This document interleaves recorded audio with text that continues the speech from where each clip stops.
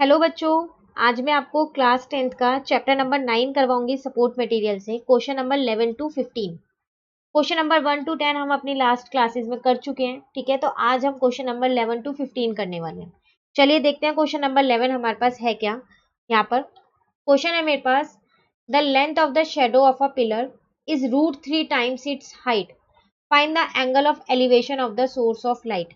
ऐसा एक same question हम स्टार्टिंग में कर चुके हैं, शायद क्वेश्चन नंबर 1 या 2 था। जिन स्टूडेंट ने स्टार्टिंग की वीडियो देखी होगी क्वेश्चन नंबर 1 या 2 वाली, उनको पता होगा कि ये क्वेश्चन हम कर चुके हैं, ठीक है ना। देखो फिर भी हम एक बार यहाँ दोबारा करते हैं, पहले हम क्वेश्चन समझते हैं फिर करेंगे। हमसे कह रहा है वो the length of the shadow of a pillar. एक पिलर की शेडो की जो लेंथ है वो क्या है, √3 टाइम्स है उसकी हाइट के, पिलर की हाइट के, ठीक है। आपको एंगल ऑफ एलिवेशन बताना है, ठीक है ना। हिंदी मीडियम वालों के लिए देखते हैं, एक यहाँ पर भी वही है, आपको एक पिलर दे रखा है, ठीक है। उसकी छाया आपको दे रखी है पिलर की, ठीक है। उसकी ऊंचाई आपको कह रहा है, जो उसकी छाया है ना वो उसकी ऊंचाई से कितनी, √3 इतने गुना है। तो आपको क्या करना है, उन्नयन कोण बताना है क्या होगा, ठीक है। तो देखिए सबसे पहले हम क्या करते हैं, एक पिलर बना लेते हैं। चलो देखते हैं, सबसे पहले हम अपनी आकृति बनाते हैं यहाँ पर। तो मैंने यहाँ पर एक पिलर ये बना लिया है, ठीक है। आप इसको पेंसिल और स्केल से बनाना, ठीक है ना, ताकि आपकी स्ट्रेट लाइन आए। अब ये आपको दे रखा है और यहाँ पर एक शेडो है, तो चलो एक शेडो भी यहाँ पर हम बना देते हैं इसकी। तो ये मैंने शेडो बना दी, ठीक है। एंगल ऑफ एलिवेशन ऐसे ही बनेगा, ये रहा मेरा एंगल ऑफ एलिवेशन। नाम दे दिया मैंने इसको ABC। अब ये एंगल ऑफ एलिवेशन तो मुझको निकालना है, लेकिन आप एक चीज देखो, यहाँ पर ना आपको ए भी दे रखा, पिलर की हाइट दे रखी, ना ही शेडो की दे रखी, कुछ भी नहीं दे रखा। हाँ एक इंफॉर्मेशन जरूर दे रखी है कि जो छाया की लंबाई है ना वो पिलर की ऊंचाई की 3 गुना है। तो छाया है कितनी मेरे पास, BC, वो है √3 किसकी, AB के। पिलर AB तो है मेरे पास और छाया मेरे पास BC है, तो ये मुझे दे रखी है बस, ठीक है। तो अब हम निकालेंगे कैसे ये एंगल ऑफ एलिवेशन, अपना थीटा कैसे निकालें हम। तो आप यहाँ पर देखो, ये मेरे पास H होता है, ये मेरे पास P होता है और ये मेरे पास B होता है। तो मुझे P और B के बीच में संबंध दे रखा है। तो P और B मुझे क्या होता है, P और B मेरे पास पंडित बद्री प्रसाद हर हर बोले, तो 10 होता है ये। तो इसका मतलब मैं यहाँ पर tan थीटा लगाने वाली हूँ, ठीक है ना। तो P अपॉन में B, तो 10 P क्या है मेरे पास AB और B क्या है मेरे पास BC, ठीक है। tan थीटा, थीटा तो मुझको पता ही नहीं है, उसको मैंने ऐसे ही रहने दिया। AB को भी मैंने ऐसे ही रहने दिया। अब पता है मैंने क्या किया, इस BC की जगह ना √3 AB लिख दिया। लिख सकती हूँ ना मैं, क्योंकि मेरे को यही एक रिलेशन इनका गिवन था, तो ये लिखूंगी तभी सॉल्व हो पाएगा। तो मैंने यहाँ लिख दिया √3 AB। इस AB से इस AB को कट कर दिया, तो 1 अपॉन में √3 बचा, ठीक है। तो tan थीटा जो है, tan की टेबल में 1 अपॉन √3 कब आता है, tan 30 पे आता है, ठीक है ना। tan 30 की वैल्यू होती कितनी है मेरे पास, 1 अपॉन √3, ठीक है। इस 10 से इस 10 को काट दिया तो मेरा थीटा कितना आ गया, 30 डिग्री। और मुझे एंगल ऑफ एलिवेशन ही तो निकालना था, तो एंगल ऑफ एलिवेशन मेरे पास कितना आ गया, एंगल ऑफ एलिवेशन आ गया 30 डिग्री, ठीक है। या फिर आप इसको हिंदी में लिखना चाहो तो उसको लिख सकते हो आप उन्नयन कोण, तो वो आपके पास आ गया 30 डिग्री, ठीक है। चलिए क्वेश्चन नंबर 12 देखते हैं अब हम अपना। क्वेश्चन नंबर 12 है मेरे पास, in the figure find the value of DC। एक फिगर इसमें आपको पहले से ही बना के दिए, चलो इसमें हमको फिगर नहीं बनानी है, सिर्फ DC की वैल्यू निकालनी है, ठीक है। हिंदी मीडियम वालों के लिए भी सेम यही है, आकृति में DC का मान निकालिए, ठीक है, मान कीजिए। तो आपको यहाँ पर ये DC ये निकालना है, ठीक है। अब इसमें ना इस फिगर में एक छोटी सी गलती है, वो क्या गलती है देखो, इसमें आपको त्रिभुज तो दो दे रखे हैं, दो दे रखे हैं ना, एक तो ABC और एक DCB, लेकिन लेकिन थीटा आपको एक ही दे रखा है, तो हम कैसे निकालेंगे इसको। तो यहाँ पर ना शायद एक थीटा और आना चाहिए था मेरे हिसाब से, ठीक है। तो मैं अपने अकॉर्डिंग यहाँ पर एक थीटा और ले रही हूँ 30 डिग्री का, और वो 30 डिग्री का होना चाहिए था। आप सोच रहे होंगे मैंने 30 क्यों लिया, 60 45 ये सब क्यों नहीं लिया, ठीक है। तो 30 डिग्री से मैंने इसको सॉल्व किया, तो 30 डिग्री से ही इसकी वैल्यू आ रही थी, इसलिए मैंने 30 डिग्री यहाँ पर ली है। आपको एग्जाम में ऐसा नहीं मिलेगा कि आप सोचो कि हमें एग्जाम में कैसे पता चलेगा कि कौन सी डिग्री लेनी है, तो बिल्कुल नहीं, एग्जाम में ऐसा कोई क्वेश्चन नहीं मिलेगा जिसमें कोई ऐसी मिस्टेक हो। वो बिल्कुल ठीक से क्वेश्चन मिलेंगे, तो आपको खुद से कुछ भी नहीं लेना उसमें, ठीक है। ये बुक में था तो शायद कोई मिसप्रिंट होगी, ठीक है। अब देखो हमको ये डीसी निकालना है, तो मैं पता है क्या करती हूँ, सबसे पहले ना मैं ये छोटे वाला जो मेरा त्रिभुज है डीसीबी, इसको लगाती हूँ। ठीक है, तो मैं यहाँ कौन सा त्रिभुज ले रही हूँ, डीसीबी। आप सोच रहे होंगे इसमें तो मुझे कुछ भी नहीं पता, उसके बाद भी मैं इसको कैसे लगा रही हूँ।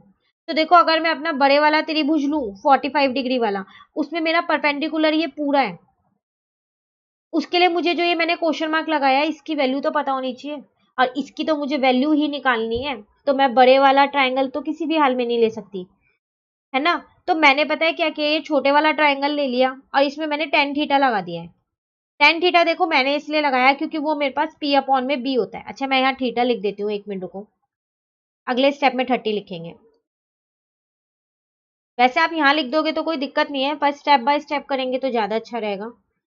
ठीक है, ये मैंने टेन थीटा ही इसलिए क्यों लिया, क्योंकि अगर मुझे ये पी और बी पता चल गया तो मेरा जो बड़े वाला ट्रायंगल है ना उसमें काम आ जाएगा, इसलिए लिया मैंने। ठीक है, अब थीटा की जगह मैंने यहाँ 30 लिख दिया, अब पी की जगह मैंने डीसी लिखा, बी की जगह मैंने बीसी लिख दिया। अब टेन 30 तो मुझको पता है 1/√3 होता है, लेकिन मुझे इन दोनों में से कुछ नहीं पता, ना मुझे डीसी पता ना मुझे बीसी पता। कोई बात नहीं, मैंने ना यहाँ बीसी की वैल्यू ही निकाल दी है, √3 डीसी, डीसी की फॉर्म में निकाल दी। जब नहीं पता तो हम इसी फॉर्म में निकाल देते हैं, क्या करें, हम नहीं पता हमको ये। ठीक है, अब हम क्या करते हैं, बड़े वाला ट्रायंगल लेते हैं। तो मैं यहाँ पर कर रही हूँ, आप इसके नीचे करना अपनी कॉपी में। तो ट्रायंगल, कौन से ट्रायंगल की बात कर रहे हैं हम, अपनी ए बी सी की। फिर दोबारा मैंने यहाँ पर अपना टेन थीटा लगाया, वो मेरा पी अपॉन बी होगा। तो यहाँ मुझे थीटा तो पता है मेरे पास 45 डिग्री है, लेकिन पी क्या है मेरे पास यहाँ, पी मतलब ये पूरा हो गया ना एसी, है ना, एसी तो हुआ मेरा पी, तो मैंने एसी लिख दिया। अब बी का मतलब मेरा बीसी है, 1045 तो मेरे पास 1 होता है। ठीक है, एसी है क्या, वो मेरे पास एडी प्लस डीसी तो है, अगर मैं इन दोनों को जोड़ दूं तो पूरा एसी बन जाएगा। अब बीसी क्या है मेरे पास, क्या मैं यहाँ पर इस बीसी का मान यहाँ से रख दूं, इसलिए तो मैंने ये निकाला है ताकि मैं मान रख सकूं। तो मैंने यहाँ से बीसी का मान लिख दिया √3 डीसी। ठीक है, अब क्रॉस मल्टीप्लाई किया तो ये आया मेरा √3 डीसी।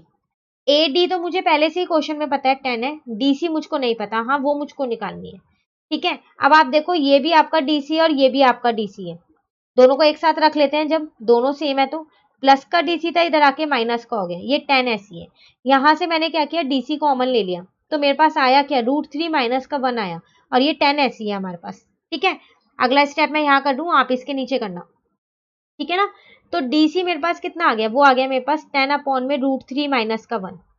अब आप तो कहोगे डीसी की वैल्यू निकालनी थी, तो वैल्यू निकल गई, लेकिन आपको पता है कि आप नीचे कभी भी रूट नहीं छोड़ते हो, रैशनलाइज आपको इसको करना ही पड़ेगा, करना पड़ेगा ना।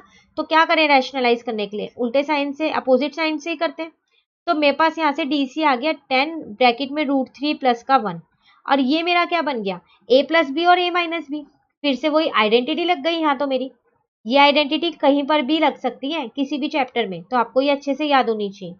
ठीक है ना, तो वो होती है मेरी ए स्क्वायर माइनस का बी स्क्वायर, तो यहाँ मैंने अपना ए स्क्वायर माइनस का बी स्क्वायर लिख दिया। ठीक है, डीसी अब मेरा कितना आया, ऊपर वाला जो मेरा अंश है उसको मैंने कुछ नहीं किया, वो सेम ऐसे ही लिख दिया है, √3 का स्क्वायर 3, 1 का स्क्वायर 1। तो यहाँ से मेरा डीसी कितना आ गया, फिर दोबारा अपना न्यूमरेटर मैंने बिल्कुल नहीं छेड़ा, उसको मैंने ऐसे ही लिख दिया है, ये मेरा आ गया 2, इस 2 से इस 10 को कट किया, मेरा 5 आ गया। लो मेरी अब डीसी की वैल्यू आ गई यहाँ से, ये मेरी डीसी की वैल्यू है मीटर में, और यही मुझको निकालनी थी। ठीक है, चलिए क्वेश्चन नंबर 13 देखते हैं। क्वेश्चन नंबर 13, इसमें भी फिगर बनी हुई है हमारे पास। चलो क्वेश्चन पढ़ते हैं। इन the figure find the value of BC. BC का है भाई ये नीचे का बेस, पूरा ये आपको निकालना है। ठीक है, सेम वही हिंदी मीडियम वालों के लिए, आकृति में बीसी का मान कीजिए, तो बीसी का मान आपको निकालना है। अब देखो आपको दिख रहा है ना यहाँ पर दो त्रिभुज बन रहे हैं, और दोनों के कोण आपको दे रखे हैं 60 और 45। अगर आप इस वाले ट्राइंगल से ये निकाल लो और इस वाले ट्राइंगल से ये निकाल लो, मतलब पहले वाले ट्राइंगल से बीई निकाल दो और दूसरे वाले ट्राइंगल से ईसी निकाल दो, और उसके बाद आप दोनों को जोड़ दो, तो आपका बीसी आ जाएगा ना, है ना। तो चलो देखते हैं ये हम कैसे निकालने वाले हैं। सबसे पहले मैं कौन सा ट्राइंगल लूं, पहले मैं ये वाला ले लेती हूँ। ये वाला त्रिभुज लिया है मैंने DCE। ठीक है, तो आपको पता है ये 90 डिग्री होगा, स्ट्रेट है बिल्कुल। तो मुझको ये चाहिए ना EC, मतलब ये तो मेरा बेस है, ये मेरा H है और ये मेरा P है। P दे रखा है, B चाहिए, तो 1045 लगाऊंगी, है ना। 1045 क्या होगा मेरा यहाँ पर, DC अपॉन में EC, तो 1045 1 होता है। DC मुझको पता है 80 है, EC नहीं पता, मैंने EC ऐसे ही रहने दिया, तो लो यहाँ से मेरा EC निकल के आ गया, वो आ गया मेरा 80 मीटर। EC तो मुझे मिल गया। अब अगर मुझे BE मिल जाए ना, तो मैं दोनों को जोड़ दूंगी, है ना। तो चलो अब दूसरे वाले ट्रायंगल को यूज करते हैं, जब हमें दे रखा है तो ट्रायंगल ABE, सेम वही, ये मेरे पास H है, ये मेरे पास P है और ये मेरे पास B है, ठीक है ना। अब आप सोच रहे होंगे जल्दी से 1060 लगा के अब BE निकाल देते हैं, तो आप जरा एक बार यहाँ पर ध्यान से देखो, अगर आप 1060 लगाओगे तो P अपॉन B आएगा, फिर तो ना आपको P पता ना B पता, निकालोगे कैसे आप। यहाँ इस केस में आपको H पता है और आपको B निकालना है, तो अब आपको वो लिखना पड़ेगा, पंडित बद्री प्रसाद हर हर बोले, है ना। H निकालना है, B पता है, तो कौन सा रिलेशन है H और B का, देखो आप, ये है साइन, ये है कॉस और ये है टेन, कौन सा होगा, तो कॉस ही होगा, B और H बता रहा है ना। तो मैंने यहाँ कॉस 60 लगाया है, तो आप जल्दबाजी में गलती से 10 मत लगा देना, गलत हो जाएगा, ठीक है ना। वो होता है मेरा B अपॉन में H, तो B मेरे पास है BE और H मेरे पास है AE, ठीक है। cos 60 की वैल्यू होती है मेरे पास 1/√2, BE तो मुझको पता ही नहीं है, AE मुझको पता है 100 है, ठीक है। तो यहाँ से मेरे पास BE निकल के आ गई, वो कितनी आ गई मेरे पास 100 अपॉन में 2, इसका मतलब वो आ गई मेरी 50 मीटर। चलो BE भी मुझको मिल गई और EC भी मिल गई। अगला स्टेप यहाँ है, आप नीचे ही करना है इसके, ठीक है। आपको BC निकालनी थी, BC है क्या आपके पास, BE प्लस EC, BE की वैल्यू आपने 50 निकाली है, EC की वैल्यू आपने 80 निकाली है, दोनों को आपने प्लस किया, आपकी BC की वैल्यू आ गई और यही आपको निकालनी थी, ठीक है ना। तो ये था आपके पास क्वेश्चन जिसमें फिगर आपके पास बनी हुई थी, बस आपको वैल्यू निकालनी थी। चलिए क्वेश्चन नंबर 14 देखते हैं, इसमें भी फिगर हमारे पास बनी हुई है, हमको नहीं बनानी, ठीक है। देखो क्वेश्चन 14 है, in the figure 2 persons are standing at the opposite direction P and Q of the tower. एक टावर है, उसके अपोजिट डायरेक्शन में ना दो जने खड़े हुए हैं, P और Q, ये उनका नाम है, ठीक है। If the height of the tower is 60 metre, उस टावर की हाइट आपको दे रखी है 60 मीटर है, आपसे कह रहा है find the distance between the two person. तो जो वो दो पर्सन खड़े थे ना अपोजिट डायरेक्शन में, मतलब आमने सामने खड़े थे, उनके बीच की दूरी आपको निकालनी है, डिस्टेंस, ठीक है। फिगर ये रही, ये आपके पास टावर है, ये वो आपके दो पर्सन है, ठीक है। इनके बीच की दूरी मतलब आपको PQ निकालना है, तो डायरेक्टली नहीं बोला, PQ निकालना है, ठीक है। एक स्टेटमेंट लिखी हुई है, उससे आपको पता लगाना है PQ निकालना है, ठीक है। हिंदी मीडियम वालों के लिए देखते हैं अब यहाँ पर हम, आकृति में दो व्यक्ति एक मीनार के विपरीत दिशा में P तथा Q पर खड़े हैं, ये P और Q पर वो खड़े हुए हैं, तो हमने ना उनका नाम P और Q ही मान लिया है, क्योंकि हमें उनका नाम नहीं पता, ठीक है। यदि मीनार AB की ऊंचाई 60 मीटर है, तो दोनों व्यक्तियों के बीच की दूरी ज्ञात कीजिए। तो मीनार आपको ये दे रखा है, ठीक है ना। आपसे कह रहा है यहाँ P और Q पे दो जने खड़े हुए हैं, तो हमने माना P और Q ही खड़े हैं वो दोनों, उनके बीच की दूरी हमको निकालनी है, तो इसका मतलब क्या निकालना है, PQ निकालना है। अब मीनार मुझे बता रखा है कितना ऊंचा है, ठीक है। अब ये PQ हम कैसे निकालेंगे, देखो अगर मैं इस वाले से PB निकाल लूं, ठीक है ना, और इस वाले ट्रायंगल से BQ निकाल लूं और दोनों को जोड़ दूं, तो मेरा PQ आ जाएगा, जैसे अभी हमने पहले वाले क्वेश्चन में किया है। तो चलिए सबसे पहले मैं कौन सा ट्रायंगल लूं, सबसे पहले मैं ये वाला लेती हूँ 45 वाला, ठीक है। तो मैंने यहाँ पर लिया अपना त्रिभुज, कौन सा लिया है, ABQ। 45 यहाँ पर है, तो ये H होगा मेरा, क्योंकि यहाँ पर मेरा 90 डिग्री बन रहा है, ये मेरा P होगा और ये मेरा B होगा। P मुझे दे रखा है, B निकालना है, तो पता चल रहा है 1045 ही लगाने वाले हैं, 10 थीटा, एक सेकेंड इसको थीटा ठीक से लिख देती हूँ, फिर नहीं तो आपको समझ में नहीं आएगा ये।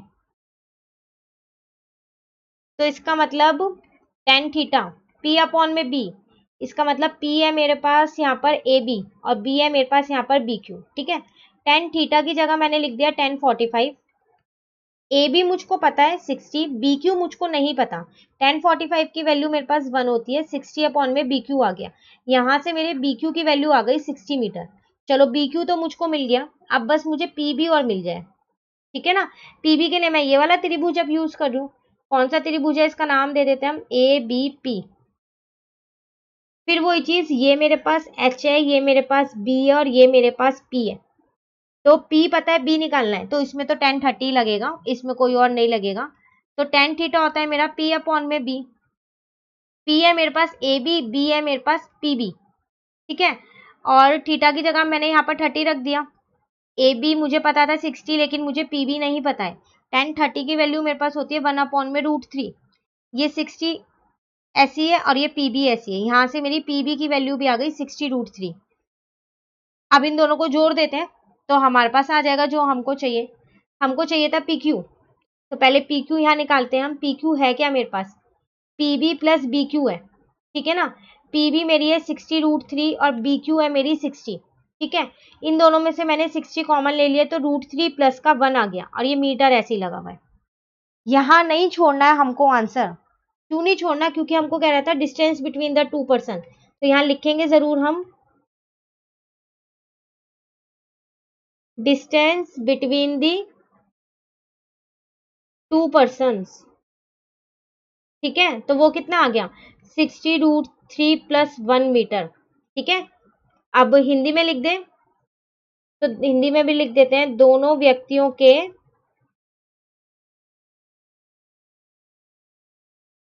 बीच की दूरी वो कितनी आ गई 60 ब्रैकेट में √3 प्लस का 1 मीटर, ठीक है। ये था क्वेश्चन नंबर 14। चलिए लास्ट क्वेश्चन पे आ गए हैं हम अपनी आज की क्लास के। बाकी के क्वेश्चन हम अपने नेक्स्ट क्लास में करने वाले हैं।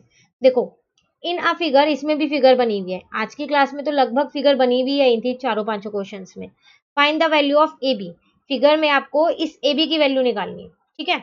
सेम वही है, आकृति में AB का मान ज्ञात कीजिए। यहाँ से आपको AB का मान ज्ञात करना है। अब आप देखो यहाँ पर ध्यान से, दो त्रिभुज हैं तो दो कोण दे रखे हैं 45 और 60, है ना। तो ये हमारी फिगर एकदम सही है, इसमें कोई मिसप्रिंट या कोई मिस्टेक नहीं है। तो कैसे निकालें, ये मुझको निकालना है। तो पहले ना मैं छोटे वाला त्रिभुज यूज करने वाली हूँ। तो कौन सा करने वाली हूँ मैं, त्रिभुज कौन सा ले रही हूँ मैं, अपना DBC। इसमें मुझे ये पता है तो मैं ये निकाल सकती हूँ, ये मेरा P है, ये मेरा B है और ये मेरा H है। तो मैं अपना P निकाल सकती हूँ क्योंकि मुझे B पता है और कोण भी पता है। तो मैं कौन सा लगाने वाली हूँ यहाँ पर tan थीटा, क्योंकि वही मेरा P अपॉन में B होता है ना। तो tan 45 है मेरे पास थीटा की जगह, और P की जगह मेरे पास क्या है BC, और B की जगह है मेरे पास DC। tan 45 मेरे पास 1 होता है, BC तो मुझको नहीं पता है, लेकिन हाँ DC मुझको पता है। यहाँ पर कितना है मेरे पास DC 1000, ठीक है। चलो तो मेरी BC आ गई कितनी 1000 मीटर। BC तो मुझको मिल गई, लेकिन मुझको तो AB निकालनी है। अब मैं अपने बड़े वाले त्रिभुज में आ जाती हूँ। कौन सा त्रिभुज है, उसका नाम है हमारे पास ADC, ठीक है। इसमें मेरे को एक कोण पता है 60, नीचे का भी पता है मुझे, यहाँ बेस परपेंडिकुलर नहीं पता। हाँ परपेंडिकुलर में मुझको आधा पता है, BC आधा नहीं पता। तो चलो फिर अपना वही tan थीटा लगाते हैं हम, P अपॉन में B। थीटा की जगह 60 लिखते हैं, ठीक है। P की जगह पे फिलहाल तो मैं AC लिख रही हूँ और B की जगह पे मैं DC लिख रही हूँ। tan 60 मेरे पास क्या होता है √3 होता है AC। अब इसको दो पार्ट में बांट रही हूँ मैं, AB प्लस BC, ठीक है। DC मुझको पता है यहाँ पर कितना है 1000 है, ठीक है ना। तो ये मैंने क्रॉस मल्टीप्लाई कर दिया तो मेरा यहाँ पर 1000 √3 आ गया। AB मुझको नहीं पता है, BC मुझको पता है, मैंने अभी ऊपर निकाली है 1000 है, ठीक है। अब मैं यहाँ पर कर रही हूँ, ठीक है। तो 1000 कॉमन है ना, तो मैं इधर ले आती हूँ इसको, माइनस का 1000 कर दिया क्योंकि इधर प्लस का था, और ए भी यहीं छोड़ दिया। अब मैंने क्या किया पता है, इनमें से ना 1000 को कॉमन ले लिया, उपनिष्ठ, ठीक है। तो ये आया मेरा √3 माइनस का 1, ठीक है। और यही मेरा आंसर है क्योंकि मुझे ए बी निकालना था, ठीक है। ये 0 है, आप कुछ और मत समझ लेना इसे, ठीक है ना। तो ये मेरा ए बी आ गया, और ए बी का ही मुझे यहाँ पर ए बी का मान निकालना था, ठीक है ना। तो ये था मेरे पास क्वेश्चन नंबर 15। आगे के क्वेश्चन हम अब अपनी नेक्स्ट क्लास में करेंगे, ठीक है। तो आपको वीडियो पसंद आई तो इसे लाइक जरूर कीजिएगा और मेरे चैनल को सब्सक्राइब कीजिएगा। Thank you.